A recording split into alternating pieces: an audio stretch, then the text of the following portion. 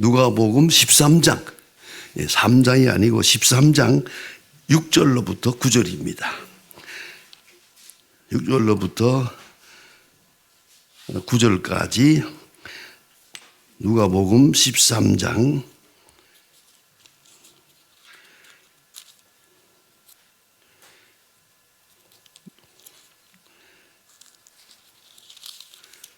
확실하게 찾았습니까?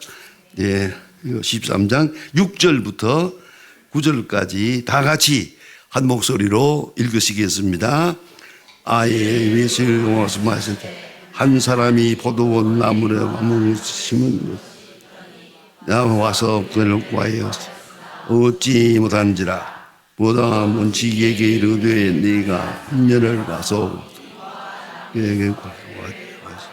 열매를 구하야 되어 얻지 못하 그하여 농만 부림 대답하여 이르되 주인이여 금년에도 그대로 내가 두루 파고 거름을 줄이니 이후에 만일 열매가 일문이니 그렇지 않으면 찍어버리소서 하였다 하시니라. 아멘.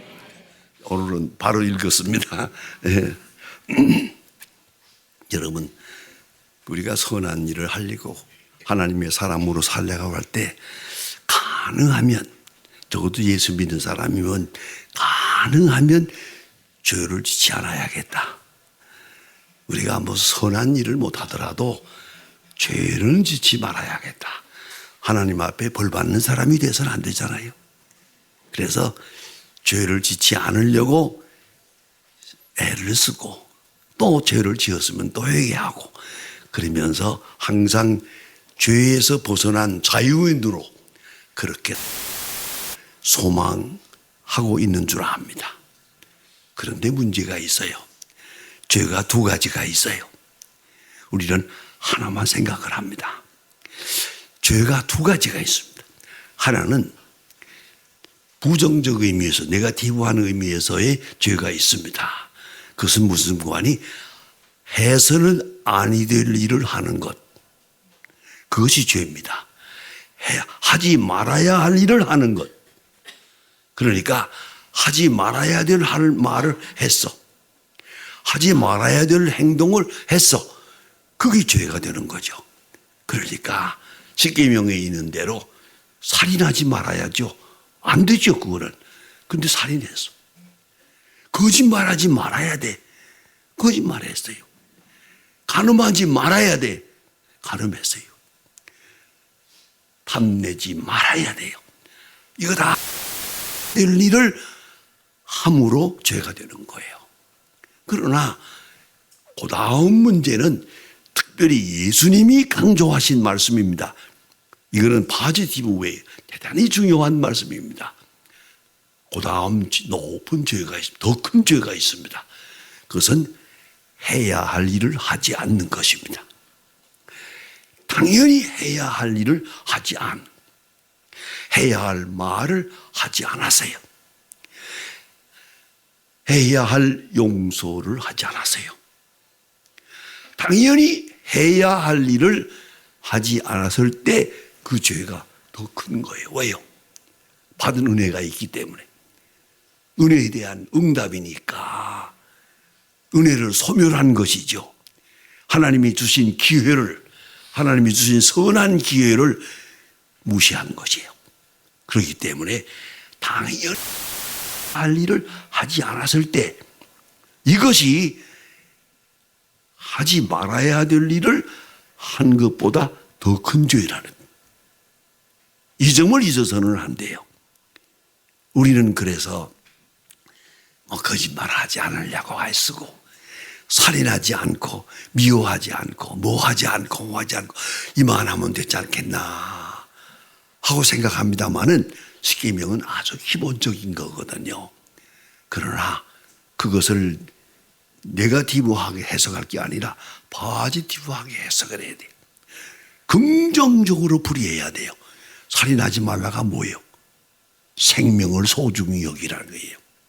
생명을 소중히 여기라. 네? 어떤 생명이든지 생명을 소중히 여기라. 자, 가늠하지 말라가 뭐요? 이것은 중하게 여기라. 도둑질 하지 말라. 그건 또 뭐요? 마틴 루터의 해석대로 말하면은 이거는 사유재산을 소중히 여기는 하나님의 사랑에 대한 배반이요. 하나님은 우리에게 많은 물질을 주시고 그걸 소중히 여기면서 행복을 누리며 살게 만들었는데 그걸 남의 물건을 가져오면 남의 행복을 뺏는 거예요. 이건 큰 죄가 되는 거죠. 그래서 도둑질하지 마라. 여러분, 거짓 증거하지 말라는 말, 마틴 루터의 해석에 의하면 아주 중요한 말이에요. 여러분, 거짓말하는 건 재미가 있는지 몰라도 속는 것은 괴로운 겁니다요. 특별히 사랑하는 사람으로부터 속았어요. 아주 신이 안 돼서 속았어. 깜빡 속았어. 그러고 나면은 이거는 땅이 무너지는 것 같은 괴로움이 있는 거예요. 그것이 뭐예요? 결혼이에요. 속았어요. 참으로 진실하고 착하고 아름다운 줄 알았는데 이제 보니까 그게 사람이 아니고 여우예요. 그게 속았어요. 그러면 그 배신감이라는 게 얼마나 큰 거예요. 이걸 잊지 말아야 돼요. 그래서 성경은 말합니다. 십계명은 말합니다. 거짓말하지 마라. 거짓말함으로 마음 아파져 상처받는 일, 상처를 주는 일, 이런 일은 없어야겠다 하는 얘기 아니겠습니까?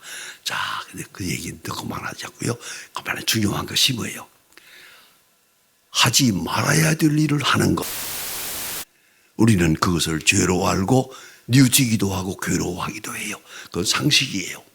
그러나 해야 될 일을 하지 않았을 때 그걸 죄인 줄로 생각하지도 않아요. 그거는 잊어버리고 살아요. 바로 거기에 문제가 있는 거예요. 여러분, 성경에 보면은 성전에서 예루살렘으로 여리고로 가는 길에 불안당 맞은 사람이 있었어요. 성전에 왔다가 가는 길에 강도를 만났어요. 강도가 그의 재산을 뺏고 나귀도 뺏고 재산을 때리고 상처를 내고 죽을 지경이 되게 만들어 놓고 가버렸어요. 길가에 쓰러져 있어요. 이제 놔두면 죽어요. 죽어요. 그러한 불안당 맞은 사람이 길에 누워 있는데, 자, 이제 성전에 올라가는 사람들이 이걸 보았어요.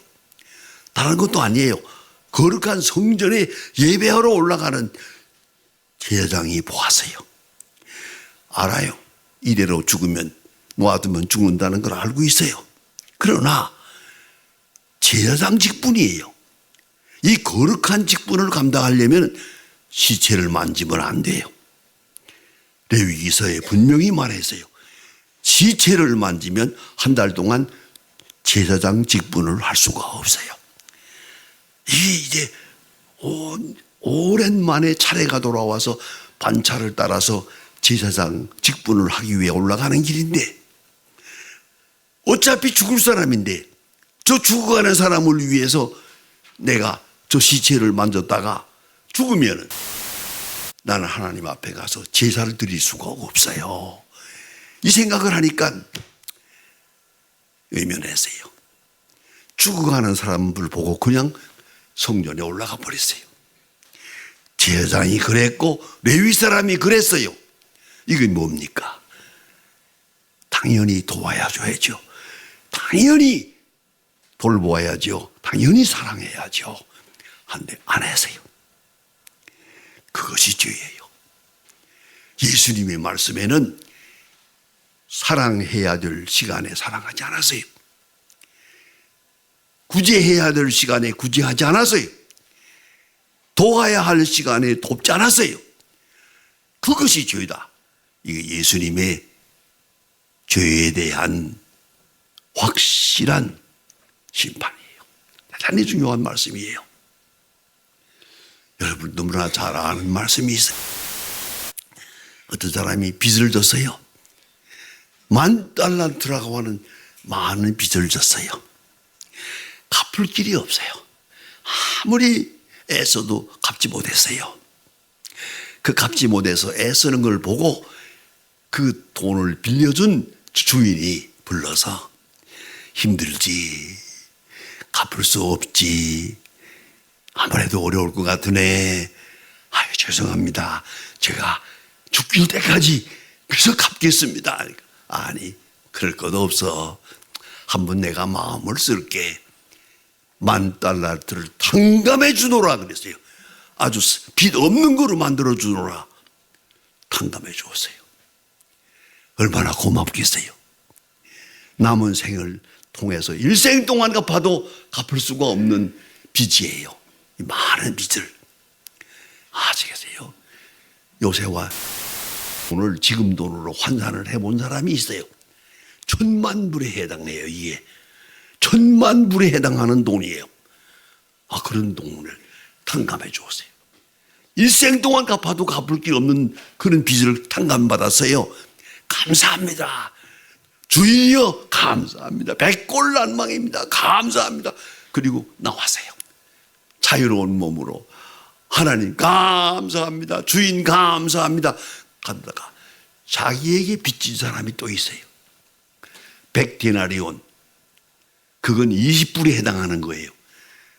100데나리온 빚진 사람 못 갚아라 그랬죠. 아유 주인이여 지금은 못 갚는데 제가 꼭 갚도록 하겠습니다. 갚아라 이놈아. 감옥에다 쳐넣었어요. 이 소식을 10,000달란트를 탕감해 준 주인이 들었어요. 불러와서 이 사람아, 내가 자네에게 10,000달란트를 탕감해 주었는데 그래 그 100데나리온을 탕감할 수 없단 말이냐? 이놈아 너도 갚아. 감옥에다 쳐넣었어요. 여러분 생각해 보세요. 이게 뭡니까? 탕감받은 사람이 탕감하는 것은 당연한 얘기죠. 사랑받은 사람이 사랑하는 것은 당연한 얘기죠. 용서받은 사람이 용서하는 것도 사랑인 거죠. 은혜 받은 사람이 은혜를 베푸는 것도 마땅한 일이죠. 여지가 없어요 이거는. 그런데 그러지 못했어요. 은혜를 받고 은혜를 소멸했어요. 사랑받고 사랑을 소멸했어요. 용서받고 남은 용서하지 않았어요. 그럴 때 주인이 말합니다. 너도 갚아라. 잊지 말아야 돼요. 당연히 용서해야 될 사람이 용서하지 않았어요. 당연히 자비를 베풀어야 될 사람이에요. 당연히. 그런데 그러지 못했어요. 탕감받고 감격했는데도 그 감격으로 다른 사람을 탕감할 수가 없었어요. 그럴 때 주인은 말합니다. 너는 용서받을 자격이 없어. 너는 더 이상 용서받을 자격이 없어. 여러분 이걸 잊지 말아야 돼요. 우리가 많은 은혜 가운데 살아요. 최소한도 은혜를 배반하는 자가 돼서는 안 되겠지. 큰 선한 일은 못한다 하더라도 배은망덕 은혜를 배반하는 은혜의 배반자가 되는 그런 사람이 돼서는 안 된다. 그것이 바로 오늘 성경의 말씀이에요. 여러분 여기 무화과 나무가 있어요. 무화과 나무는 당연히 열매를 맺어야 돼요. 열매를 맺는 게 자기 사명이에요. 마땅히. 그런데 열매를 맺지 않았어요. 열매를 맺지 못했어요. 3년 동안이나 열매를 맺지 못했어요. 문맥상으로 보면 3년 동안 농부가 애를 쓴 것 같아요. 거름도 주고 물도 주고 갖고 오기도 하고 수고해서나 열매가 없었어요. 그런 거로 주인은 말합니다. 오늘 주인이 하는 말을 잘 들으세요.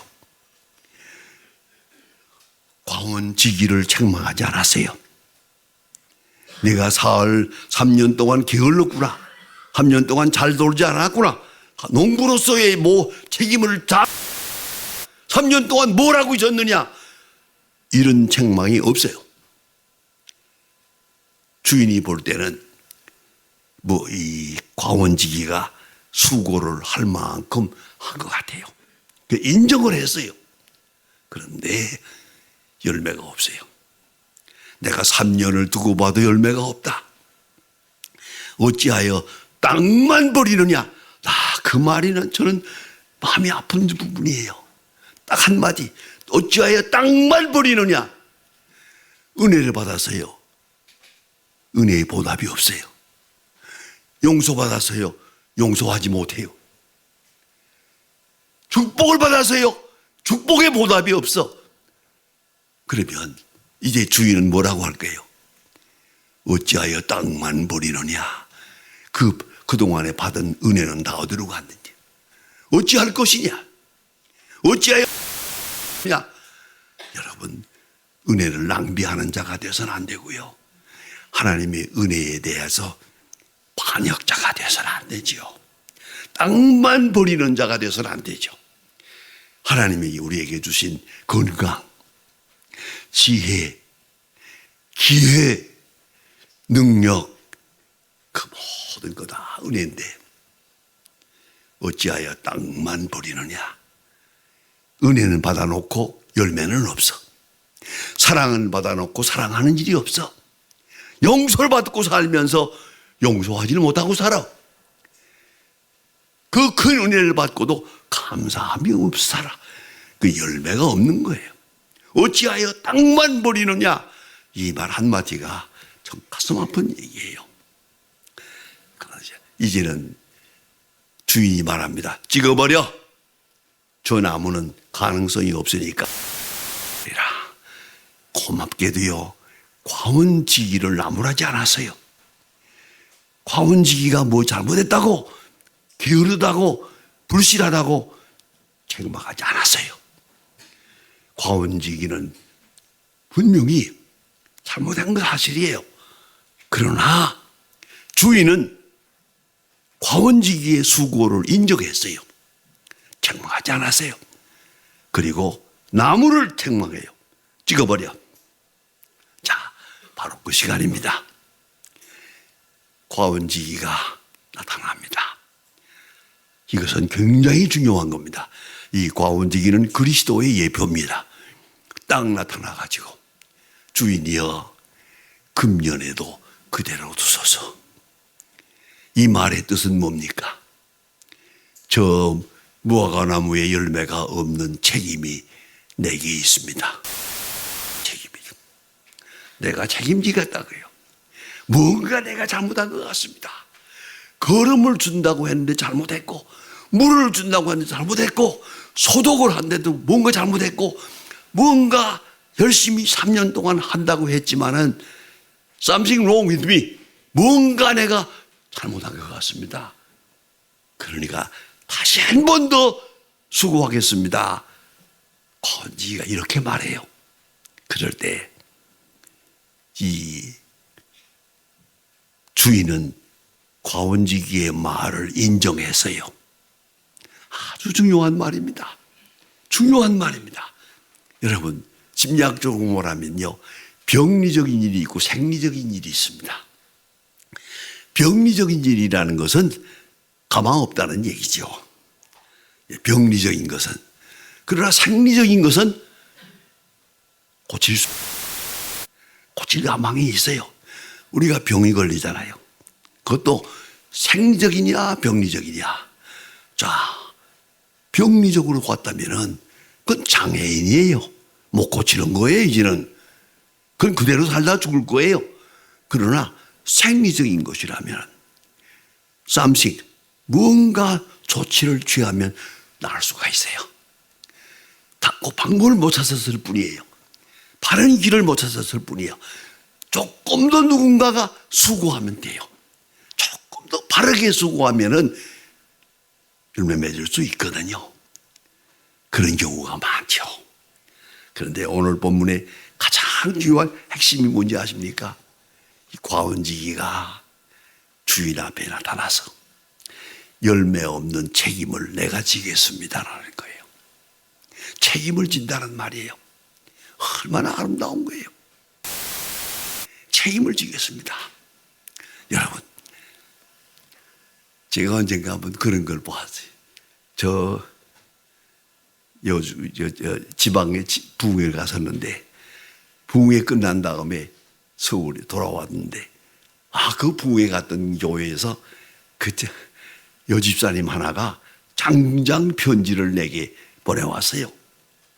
편지 내용이 뭐냐면 회개하는 내용이에요. 내가 가서 설교할 때 이 설교를 했거든요. 아이들의 책임 내가 져야 된다. 부모 책임도 내가 져야 된다. 책임을 져야 된지 않냐. 그런 설교를 했는데 이분이 은혜를 받았어요. 그 결과가 뭔지 아세요? 이 사람이 초등학교 선생님이에요.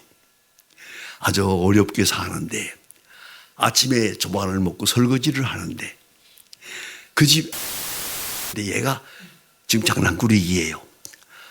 방 안에서 개하고 놀다가 개가 말을 안 들으니까 너 내 말 안 들어? 죽여버린다.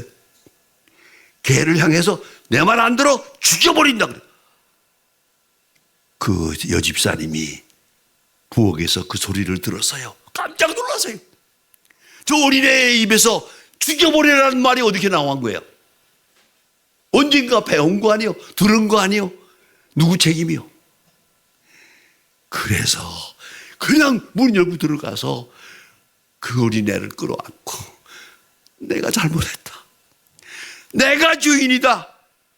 끌어안고 회개했다요. 그런 내용을 장장으로 편지를 해서 보냈는데 제가 편지를 읽으면서 저도 많이 울었어요. 여러분, 책임을 져야 됩니다. 남편이 빗나가요? 둘이 살았는데 아내가 마음에 안 들어요? 그건 또 누구 책임이요? 애들 그다 별거 아니에요. 가만히 보세요. 아이들 노는 곳에서 저도 싸우고 하는 거 가만히 보세요. 다 내가 가르친 거예요. 그거야. 내가 다 보여준 거야. 그거 혈신지 말아야 돼요. 책임을 질 줄 알아야지. 책임은 없이 남을 비판하고 들어요. 남편을 비판하고 아내를 비판하고 아이들을 비판하고 심지어는 애들을 보고 말이야. 저거 누구 닮아가지고 저 모양이야. 닮기 누구 닮아서? 저 닮았지. 이걸 잊지 말아야 돼요. 책임을 지는 거예요. 상대방이 잘못하는 거. 제가 인천서 목회를 한 14년 동안 했는데 아주 자랑스러운 분 하나가 있어요. 염장로님에게 아들 이제 셋이 있는데 그죠. 아들 셋이 다 서울대학을 나왔어요. 그 중에 하나는 박사가 돼서 교수가 되고 그래서요. 아들 셋이 다 공부 잘해요.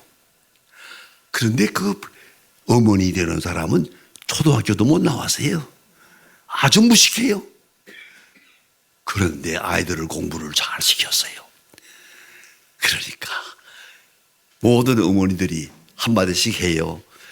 아이를 어떻게 가르쳐서 그렇게 공부를 잘하고 어떻게 교회도 잘 다니고 교회 봉사도 잘하고 그렇게 아이들을 훌륭하게 키웠는데 그 비결이 뭐예요? 그랬어요. 그 염장로님 부인 그 어머니가 하는 말은 간단해요. 빙글빙글 웃으면서 전 초등학교도 못 나와서요. 저는 한글도 제대로 못 읽어요. 그래서 말입니다. 아이들이 공부할 때 너무 고마웠어. 공부해 주는 게 너무 고마웠어. 나는 아이들이 공부할 때 잠을 잘 수가 없어요. 그래서 아이들이 공부할 때 계속해서 앉아서 뜨개질을 해서 뜨개질 할 일도 없어. 풀었다 떴다 하는 거야. 그렇게 하면서 나는 애들이 공부할 때 단 한 번도 잠을 잔 일이 없다. 그 말을 공개적으로 합니다. 우리 모든 여집사님들, 권사님들이 다 감동을 했어요. 그렇지. 여러분 그걸 아셔야 돼요. 자기들은 텔레비 보고 앉고 시시닥거리면서 야 올라가서 공부해라. 잘하겠다. 이게 대략이라. 무책임하죠. 정말 그런 가정 왔어요. 인천에서 공부할 때 보니까요. 아이가 고등학교 그러니까요. 텔레비를 치워버리더라고요. 딱 치워버리고 내가 대학 들어갈 때까지는 우리 집에는 텔레비가 없다. 그리고 딱 성경책을 펴놓고 내가 공부하는 동안 우리는 성경을 읽는다. 그래가지고 성공하는 걸 보았어요. 여러분 자녀에 대한 책임 누가 질 거예요? 그 말은 누가 책임을 질 거예요? 그 운명은 누가 책임을 질 거예요? 책임지는 마음이 필요해요. 정말 부부 사이에도 그렇잖아요. 아주 중요합니다. 이거는요. 제가 우리 교인 가운데 한 사람 남편하고 싸웠어요. 여기 멍이 들었어요. 멍이 든 채로 사무실에 와서 앵앵 울면서 남편이 날 때렸다고. 이러고 소리 질러요. 슬그머니 한마디 했어요. 딱 하고 들어오기 직전에 뭐라고 말했어? 했더니 죽여라 그랬대. 그러면 죽여라 그랬는데 때리기만 했으니까 괜찮은 사람이지. 여러분 저 사람을 화내게 한 사람이 누구요? 저 사람을 타락시킨 사람이 누구요? 저 사람을 저녁이 늦게 돌아오게 만든 사람이 누구요? 여러분 책임을 져야 돼요. 행동에서 책임지고 말에서 책임지고 신앙적으로 책임을 져서 그 책임지는 마음이 그게 사랑이에요. 그래서 책 끝까지 모든 잘못은 내게 있습니다. 내 책임입니다. 사랑의 책임을 져야지. 그리고 오늘 이 과언지기를 바랍니다. 내가 할 일이 있다고. 금년에도 그대로 웃어서 1년 동안 내가 특별히 수고하겠습니다. 특별하게 걸음을 주고 물을 주고 가꾸고 그래서 가꾸겠습니다. 전과 다르게 어제와 다르게 새 사람으로 새 마음으로 섬기겠습니다. 그 다음이 중요합니다. 그러게도 그 다음에도 열매가 없거든 찍으세요. 아주 중요한 말입니다. 은총입니다. 은총은 기다림입니다. 은총은 신앙적인 사랑으로 책임을 지는 겁니다. 이것이 바로 입니다. 그럼 성경 역사에 보면 성다미안이라고 하는 유명한 분이 있습니다. 내가 중학교 다닐 때 그분의 책을 읽으면서 깊은 감동을 받은 일이 있습니다. 다미안이라고 하는 선교사가 배를 타고 모로가이 섬을 지나가는데 그 문둥병 환자들만 수용되어 있는 섬입니다. 거기에 내렸습니다. 문둥병 환자들을 보니까 너무 비참해요. 눈도 없지요, 손도 없지요. 고생하는 사람들 그걸 한참 보고 집에 돌아갔습니다. 잠을 잘 수가 없어요. 계속 그 문둥병 환자들의 비참한 모습이 눈에 보여서 모든 것을 다 버리고 모로카이 섬으로 선교사로 갑니다. 잘 지내서 선교사로 가서 일하는데 열심히 문둥병 환자들을 위해서 일했습니다. 그러나 문둥병 환자들이 전혀 마음을 열어주질 않습니다. 당신은 눈을 떴으니까 그럴 거요. 당신은 손이 있으니까 그럴 거요. 당신은 건강하니까 그럴 거지만 우리는 예수 믿을 마음 없어. 끝끝내 말을 안 듣습니다. 마침내 그 책에서 나옵니다. 성다미안이 하나님 앞에 기도합니다. 하나님이여 내게 문둥병을 주세요. 내게 문둥병을 주시옵소서. 정말로 문둥병 환자가 됐습니다. 그리고 나니까 문둥병 환자들이 예수를 믿어요. 전도할 수가 있었어요. 그들과 함께 하기 때문에 같이 책임을 지니까 말이에요. 여러분, 이걸 잊지 말아야 합니다. 항상 우리는 책임을 남에게 물을 때가 많아요. 봅시다. 모든 책임은 내가 져야 됩니다. 나라가 어렵습니까? 그것도 우리 책임입니다. 세상이 혼란합니까? 교회의 책임입니다. 다 같이 하나님 앞에 겸손한 마음으로 기도하면서 책임을 져야 될 것입니다. 열매 없는 현실, 상황을 분석하고 비판할 것이 아니라 그 원인이 어디에 있는가? 무조건 과원지기의 마음으로 돌아가서 이걸 내가 책임을 지고 내가 책임을 지겠습니다.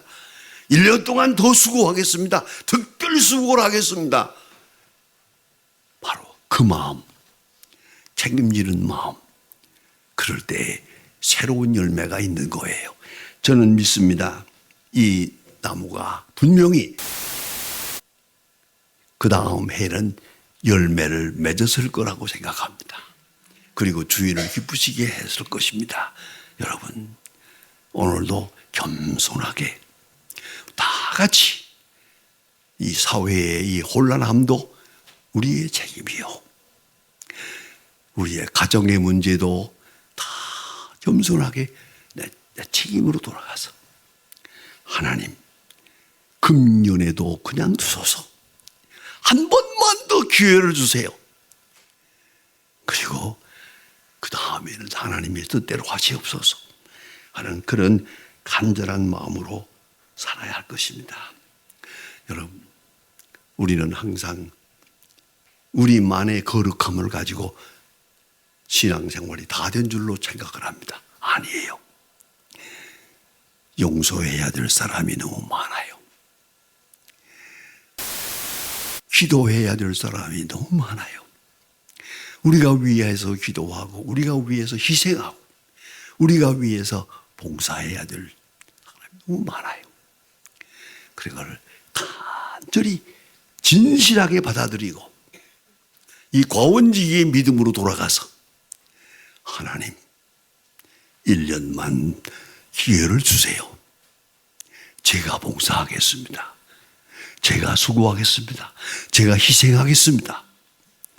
그런 자세로 하나님 앞에 나아갈 때 하나님의 귀한 역사가 이루어질 것입니다.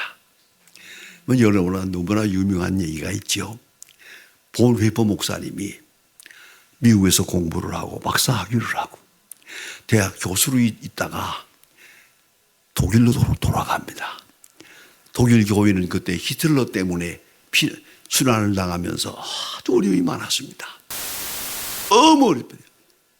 역사적으로 되어진 사건을 저는 지금도 믿을 수가 없습니다. 600만 명의 유대 사람을 죽였습니다. 전쟁을 통해서 간 게 아닙니다. 멀쩡한 사람들을 하나씩 끌어다가 600만 명을 유대 사람을 죽이는 이런 참사가 있었습니다. 있을 수가 없는 일 아닙니까?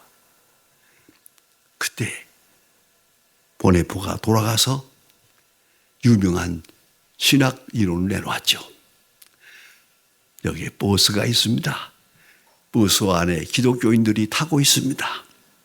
그런데 버스 운전사가 술이 취했어요.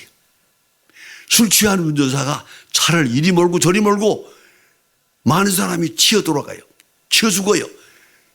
이런 발광을 하고 있으면 그래, 버스 안에서 손을 모으고 기도만 하면 되겠냐? 저놈의 히틀러를 끌어내야지. 야, 기독교에 할 일이 하는 거 아니겠냐? 그게 바로 보네포의 신학입니다. 그리고 독일의 교회가 그를 지지하기도 했습니다.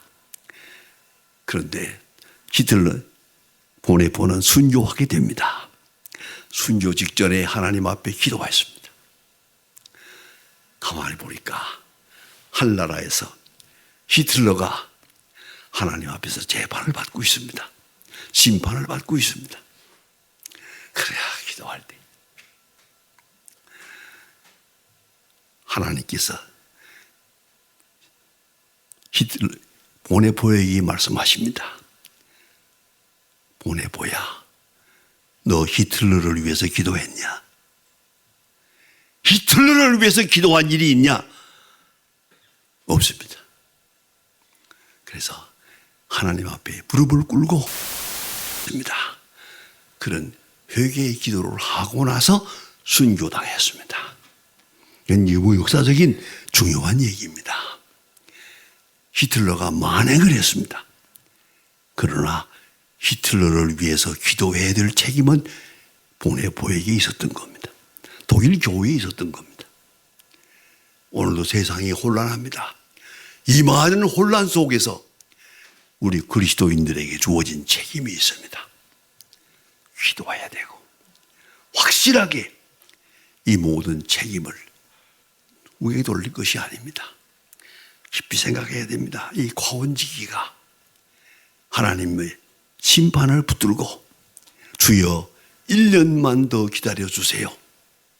제가 두릅하고 수고하겠습니다. 그러면 열매를 맺을 겁니다. 하는 그 믿음, 그 과원지기의 믿음, 그 믿음이 우리에게 있어야 합니다. 그 믿음을 가지고 기도해야 됩니다.